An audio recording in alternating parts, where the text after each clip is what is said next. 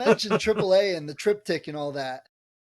Believe it or not, the Yes. first long distance trip I took that I didn't go to AAA and get a triptik, I just used the GPS. I was like nervous. I felt uncomfortable. It's like, wow, I'm just depending on the GPS. What if it's wrong? And it's like, it seems crazy now, but I was just so used to, oh, we're Yeah. going on a trip, go get a triptik, follow the triptik. And they, wonderful devices that AAA still does. But I mean, people would say, Exactly. "What do you mean you were worried about the GPS? You used a paper thing." That, it's how you come from. No, absolutely. If you were an early adopter, there were any number of times I remember going to the mind games in St. Louis and it putting me on a loop Yeah, near the airport. My hotel was near the airport instead of at the thing because I was trying to save money. And like, okay, there's my hotel.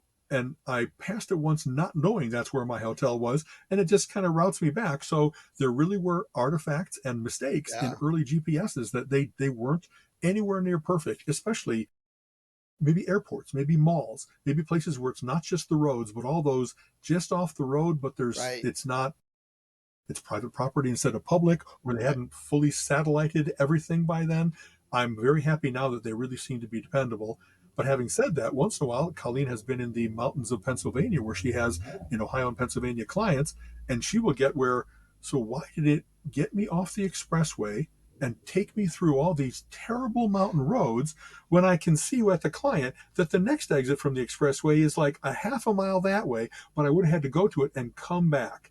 And there were times when the algorithms were never retread, always minimize the distance. And I guess there were some times where you could set the parameters, the preferences that Right. you had, but there were other times that if you didn't know, if you said, hey, no tolls, it's going to take you like an Okefenokee swamp to avoid the Yeah, tolls. yeah. You know what I mean?